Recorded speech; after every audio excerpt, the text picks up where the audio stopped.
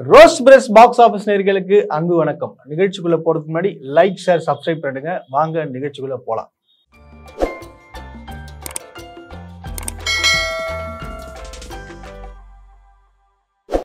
புஷ்பா படம் உங்களுக்கு ட்ரைலர்லாம் பார்த்துருப்பீங்க. பிரம்மாண்டமா வந்திருக்குன்னு சொல்லாங்க. ஏன்னா ட்ரைலர்ல பார்க்கும்போது நம்மளுக்கு எல்லாருக்கும் தெரியுது. ஸோ ட்ரைலர் போறதுக்கு முன்னாடி ட்ரைலரோட லான்ச் ஈவெண்ட்டை பத்தி நம்ம பேசி ஆகணும். ட்ரைலரோட லான்ச்ல பார்த்தீங்கன்னு வச்சுங்களேன், கூட்டமாங்காது. அதாவது ஏகப்பட்ட கூட்டம். அதாவது லைட்டு மேலாம் ஏறி இருந்து பாக்குறான். பயங்கர பிரம்மாண்ட கூட்டம். ஒரு சாதாரண ஒரு டீசருக்கு, ஒரு நடிகருக்கு பாத்தீங்கன்னா இவ்வளவு கூட்டம் வந்திருக்கு. இப்ப தமிழ்நாட்டுல கூட ஒருத்தருக்கு மாநாடு போட்டாரு. அந்த கூட்டம் வந்துட்டு பிரம்மாண்டமா பேசினாங்க. பட் ஆனா இந்த கூட்டத்துக்கு அல்லு அர்ஜுன் பிரதமர் ஆயிடுவார் போல இருக்குது. இப்ப இந்த கூட்டத்துக்கு ஒரு சிஎம் ஆகிறாருன்னா அவர் அந்த கூட்டத்துக்கு பிரதமர் ஆயிடுவாரு. பாத்துங்க. அப்போ கூட்டம் எல்லாம்ன்றது ஒரு சாதாரண விஷயம். கூட்டம் யாருக்கு வேணா கூடுவாங்கன்றத இந்த விஷயம் ப்ரூவ் பண்ணிருக்காங்க. ஸோ நம்ம கண்டென்ட்குள்ள போயிடலாம். ஃபர்ஸ்ட் பாட்டு நம்ம பார்த்துருப்போம். அந்த பாட்டுல புஷ்பா எப்படி எல்லாம் வளர்றாரு. ஆக்சுவலா பார்த்தீங்கன்னா சின்ன வயசுல இருந்தே அவங்க அப்பா எழுதிட்டு இருப்பாரு. அவங்க அப்பா பேர் தெரியலன்னு சொல்லிட்டு கிண்டல் எல்லாம் பண்ணுவாங்க, அவரை கேலி பண்ணுவாங்க, அவரை அசிங்கப்படுத்துவாங்க.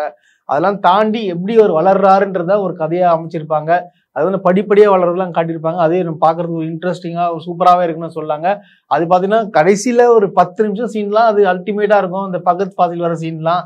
ஸோ அதுதான் படம். அதாவது ஒரு பிரம்மாண்டத்தை கிரியேட் பண்ணி, ஒரு ஹைப்பை கிரியேட் பண்ணி விட்டாங்க ஃபர்ஸ்ட் பார்ட்ல. அதான் புஷ்பாதி ரைஸ்ன்னு சொல்லிட்டு சொன்னாங்க.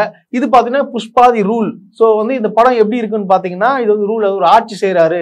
இந்த படத்துடைய டைரக்டரை பத்தி சொல்லி ஆகணுங்க. ஒரே ஆள் பாத்தீங்கன்னா அவரே 3 ஒர்க் பண்ணிருக்காரு. என்னன்னு பாத்தீங்கன்னா ஸ்கிரீன் பிளே அவர் தான் பண்ணிருக்காரு, டைரக்ஷன் அவர் தான் பண்ணாரு, ரைட்டிங் அவர் தான் பண்ணிருக்காரு. அதாவது ஒர்க்ன்றது ஒரு கிளியரா உங்களுக்கு தெரியும். பக்கா ஒர்க் பண்ணிருக்காரு. அதாவது ஒரு ஆடியன்ஸுக்கு புரியுற மாதிரி எந்த அளவுக்கு ஒரு இன்ட்ரெஸ்டிங்கா கொண்டு போனோம், போர் அடிக்காம லேக் இல்லாம கரெக்டா கொண்டு போகணுன்றது கரெக்டா தெரிஞ்சது டேரக்டர். சாதாரண டேரக்டர் கிடையாது. கண்டிப்பா சொல்லலாம். இதெல்லாம் சொல்லுவாங்க, first part hit, second part கண்டிப்பா ஃபிளாப்னு சொல்லுவாங்க. 100% சொல்லலாம். இது நம்ம ட்ரைலரை பார்க்கும் போது தெரியுது. 100% இல்ல, 1000% கன்ஃபார்ம் ஹிட். ஃபர்ஸ்ட் பார்ட் பாத்தீங்கன்னு வச்சுங்களேன், உங்களுக்கு ஒரு 400 கோடி கலெக்ட் ஆயிருக்கும். அது 200 கோடி பட்ஜெட் எடுத்திருப்பாங்க. பட் ஆனால் 400 கோடி கலெக்ட் ஆயிடுச்சு.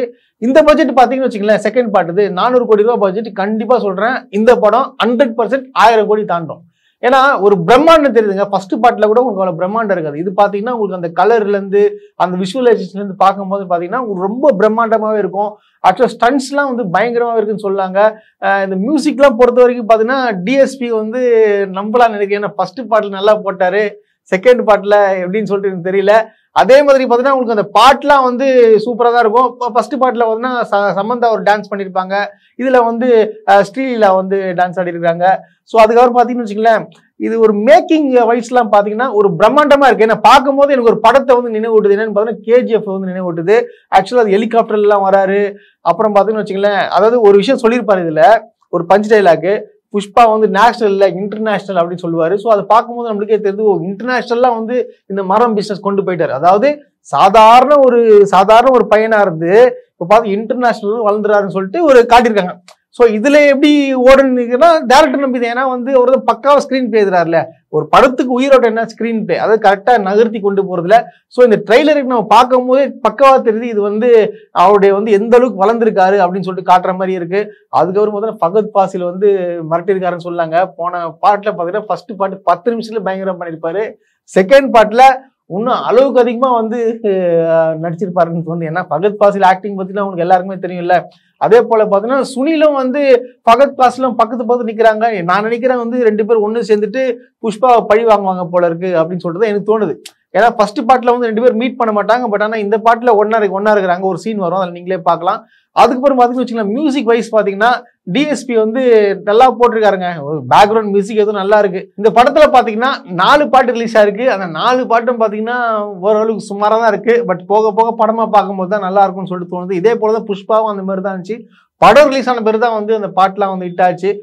சம்மந்தா பாட்டு தவிர, சம்மந்தா பாட்டு படம் வரும்போது ரிலீஸ் ஆயிடுச்சுன்னு வச்சுங்களேன், அந்த சொல்றியா மாமா அந்த பாட்டு ஹிட் ஆயிடுச்சு. பட் ஆனா இது அந்த அளவுக்கு பேசப்படுமா இல்லையான்றது தெரியல. பொறுத்திருந்து தான் பார்க்கணும். எனிவே டிசம்பர் 5ஆம் தேதி இந்த படம் ரிலீஸ் ஆகுது. கண்டிப்பா ஒரு மிகப்பெரிய ஒரு பிரம்மாண்ட ஹிட் கொடுக்கும். ஏன்னா பேன் இண்டியா வைஸ் படங்க. அது இது சும்மாலாம் கிடையாது. இப்போ நானும் பேன் இண்டியா எடுக்கிறேன்னு சொல்லிட்டு இப்போ ரிலீஸ் ஆச்சு, ஃபிளாப் ஆச்சுலாம் பார்த்துருப்பீங்களா, நல்லா பிரம்மாண்டமா எடுக்கிறேன்னு சொல்லிட்டு. ஏன்னா காசு செலவு பண்றதுலாம் முக்கியம் இல்லை. 1000 கோடி செலவு பண்ணி படம் எடுக்கலாம். ஆனா ரசிக்கும்படி இருக்கணும். அந்த போடுற காசுக்கு ஒரு பெனிஃபிட்டா இருக்கணும். இப்போ உடனே எல்லாரும் சொல்லுவாங்க, நீனா தெலுங்கு படம் சப்போர்ட் பண்ற, நான் படத்தை படமா பாக்குறேன். நான் இதுல இவங்க எடுத்தா அவங்க எடுத்தாலாம் இல்ல, யார் எடுத்தா நல்லா இருக்கோ கண்டிப்பா நல்லா பார்க்க தானே செய்வாங்க. நான் என்ன சொல்றேன்னா, இந்த அளவுக்கு ஒரு காசு போறோம்னா அந்த அளவுக்கு நம்ம பெனிஃபிட் ப்ராஃபிட் கொடுக்கணும். ஒரு ஆடியன்ஸுக்கு எக்ஸ்பெக்டேஷன் ஹைக் பண்றது முக்கியம் கிடையாது, அந்த ஹைப்பை வந்து திருப்தி அடைய வைக்கணும். அதுதான் ஒரு படத்தோடைய மேக்கிங்கே. இந்த படத்துல பாத்தீங்கன்னா அல்லு அர்ஜுன் வந்து சாரி கட்டிற மாதிரி ஒரு காட்சி ஒன்று வருது. ஆக்சுவலா பார்த்தா இது எனக்கு எப்படி எடுத்துருவாங்க பாத்தீங்கன்னா, ஒரு அவரை சாரி கட்டி அசிங்கப்படுத்துற மாதிரி இருக்கும். ஸோ வந்து வேற பெண்ணையும் பேசுற மாதிரி இருக்கும். ஏன்டா பொம்பளைனா இன்னும் சாதாரண நினைச்சியா அப்படின்னு சொல்லிட்டு அந்த மாதிரியான விஷயங்கள்லாம் இருக்கும்னு சொல்லிட்டு எனக்கு தோணுது. ஏன்னா இந்த சாரி கட்டின ஒரு போட்டோ பார்த்தீங்கன்னா கிளிம்ஸியா வந்து ரிலீஸ் பண்ணியிருந்தாங்க. பட் ஆனால் ஏகப்பட்ட விமர்சனம் வந்துச்சுன்னா ஒரு புடவை கட்டின வராரு, என்னடா இந்த மாதிரி அசிங்கப்படுத்துறீங்களா அப்படின்னு ஒரு கேள்வி வந்துச்சு. அதுக்கப்புறம் நிறைய பேர் சொன்னாங்க இதுல புஷ்பான்ற பேருக்கு இதுதான் காஸ்டியூமா அப்படின்னு சொல்லிட்டு கூட சொல்ல வந்தாங்க.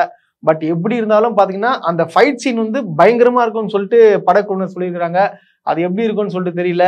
கடைசியா வந்து ஒண்ணு சொல்றாப்புல, புஷ்பானா வந்து ஃப்ளவர் இல்ல, அதுக்கு வில்லன் சொல்லுவாரு ஃபயர் தானே அப்படின்னுவாரு. இல்ல வைல்டு ஃபயர்னு சொல்லிட்டு இவர் சொல்றதெல்லாம் அல்லு அர்ஜுன் சொல்றதெல்லாம் வந்து வேற மாதிரி இருக்கு. கண்டிப்பா பொறுத்திருந்து பார்க்கலாம். தியேட்டர்ல கன்ஃபார்மா வந்து சரவெடி டிசம்பர் 5ஆம் தேதி கண்டிப்பா எல்லாரும் போய் பாருங்க.